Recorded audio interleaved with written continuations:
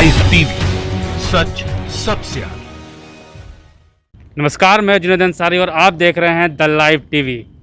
बात करते हैं बोलने की आज़ादी, बात करेंगे डॉक्टर कफील। आखिर क्या कारण है जब उत्तर प्रदेश का हाई कोर्ट लगातार उसके डेट को बढ़ाया जा रहा है। आज फिर सुनवाई थी, बिना फैसले के फिर कोर्ट ने अगली डेट दे दी है। हमारे साथ सुप्रीम कोर्ट के वरिष्ठ वकील हमारे साथ मौजूद हैं, इनसे बात करेंगे और गहराई को जानेंगे क्या वजह है। सर, ऐसा क्या वजह है जो डॉक्टर कफील केस को लगातार आगे बढ़ाया जा रहा है? देखो, जहाँ तक डॉक्टर कपिल की बात है, डॉक्टर कपिल हैं वो कोई क्रिमिनल नहीं है, वो एक राजनीतिक बंदी है। क्योंकि जो डॉक्टर कपिल का पूरा एपिसोड है, डॉक्टर कपिल ने बच्चों के लिए काम किया। गोरखपुर का जो एक हॉस्पिटल था जिसमें जो आपका वहाँ के सीएम हैं योगी जी, उनके जितना भी वहाँ का प्रशासन था वो नाकामयाब रहा और बच्चों की मौत हुई।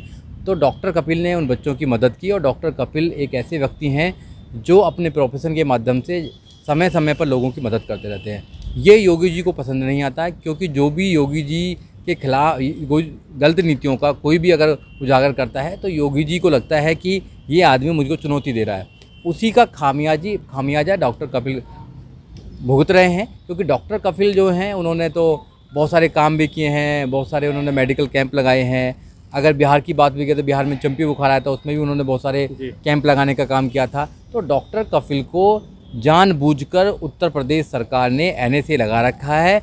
और वो एनएसए जो कानून है, वो कानून इंसानों का शोषण करने के लिए बना रखा है। क्योंकि वो जो कानून जब लगाया जाता है, तो आपने देखा है जब से योगी सरकार उत्तर प्रदेश में आई है तो वो चुनिंदा कुछ वर्ग के लोगों पर ही वो कानून लगाया जाता है। SC ST और माइनॉरिटीज़ के लोगों पर लगाया जा रहा है, आपने देखा होगा।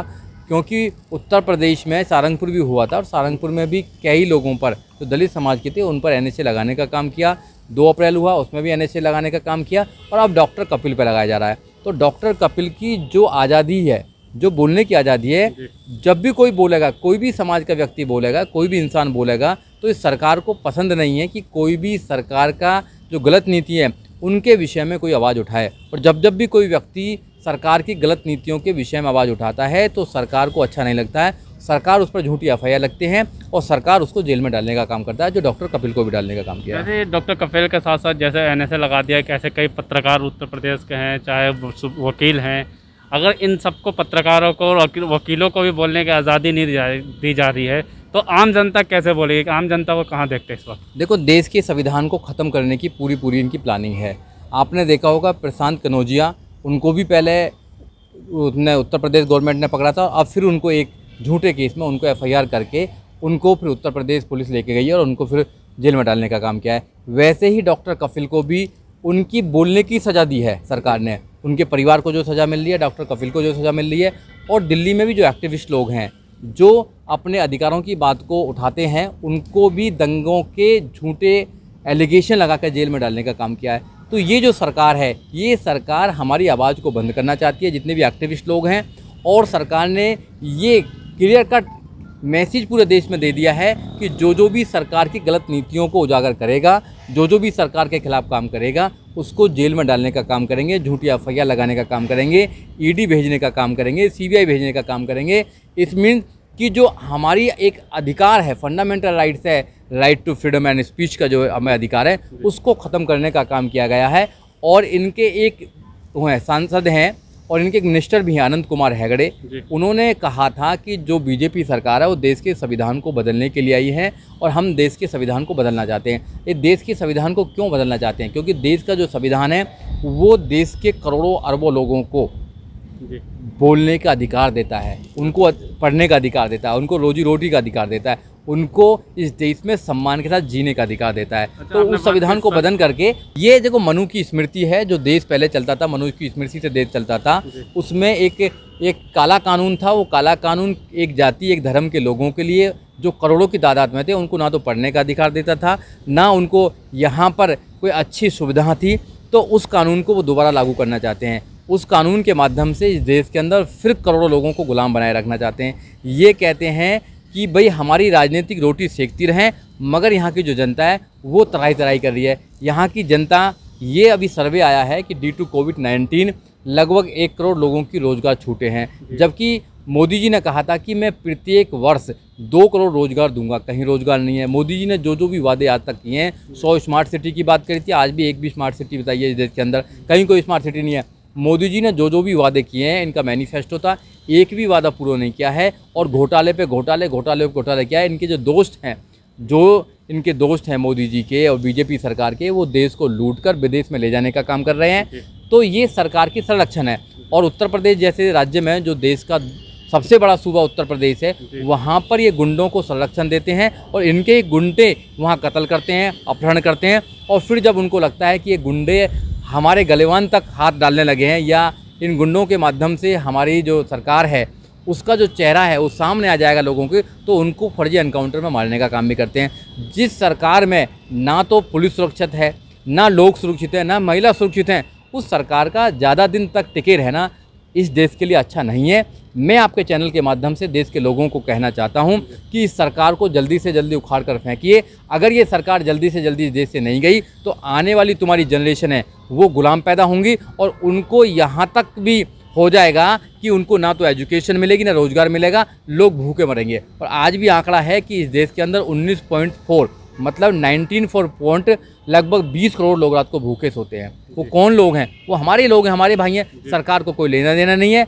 मोदी जी तो कहते हैं कि भैया अब आपदा में अवसर देखिए, वो अवसर देख रहे हैं। प्रशांत भूषण की बात करें, प्रशांत भूषण पे जो केस लगातार चल रहा है, सुप्रीम कोर्ट ने कहा था कि आप माफ़ी मांग लीजिए, तो उन्होंने माफ़ी मांगने से साफ इनकार कर दिया है। तो इस केस को कैसे देखते हैं आप?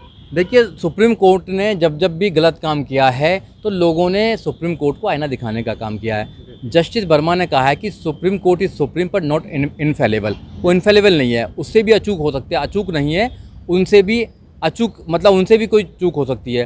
तो जब सुप्रीम कोर्ट के बारे में कोई बात करते हैं तो सुप्रीम कोर्ट को बड़ा दिल दिखाना चाहिए और छोटी छोटी बातों पर सुप्रीम कोर्ट को तानाशाही रवैया नहीं दिखाना चाहिए। सुप्रीम कोर्ट 2-3 लोगों के ट्वीट से, चाहे वो प्रशांत भूषण ने किए, चाहे किसी और ने किए, तो सुप्रीम कोर्ट की जो जड़ें हैं वो इतनी मजबूत हैं, वो इतनी हिल नहीं सकती हैं।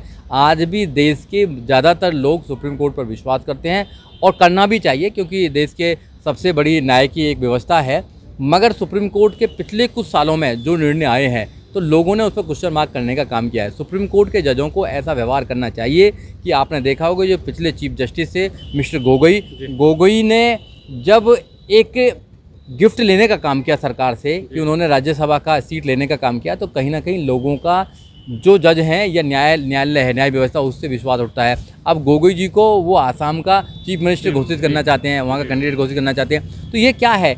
ये साबित करता है कि जितने भी ये मुकदमे हो रहे हैं, जितने भी सुप्रीम कोर्ट उनको ऑर्डर दे रही है, कहीं ना कहीं उनमें सरकार का एक इंटरफेयर है, सरकार की दबाव है। और जब सरकार का दबाव जुडिशरी पर होगा तो फिर जुडिशरी इंडिपेंडेंट नहीं हो सकती। जैसे मुख्य धारा का मीडिया उन्होंने अपने हाथ में रख रखा है, वैसे ही डेमोक्रेसी के चारों स्तंभ उन्होंने कमज़ोर कर दिए हैं। और जब जब भी चारों स्तंभ डेमोक्रेसी का कमज़ोर होंगे तो डेमोक्रेसी कमज़ोर होगी। अगर डेमोक्रेसी कमज़ोर होगी तो देश का संविधान कमज़ोर होगा। अगर देश का संविधान कमज़ोर हो जाएगा तो यहाँ पर जो करोड़ों लोगों को अधिकार मिलते हैं वो अधिकार मिलने बंद हो जाएंगे। इसलिए जो उनका मुकदमा है प्रशांत भूषण का, वो कहीं ना कहीं एक अहम की लड़ाई है, एक ईगो की लड़ाई है। सुप्रीम कोर्ट को बड़ा दिल दिखाना चाहिए और सुप्रीम कोर्ट को इस मामले को ख़त्म करना चाहिए।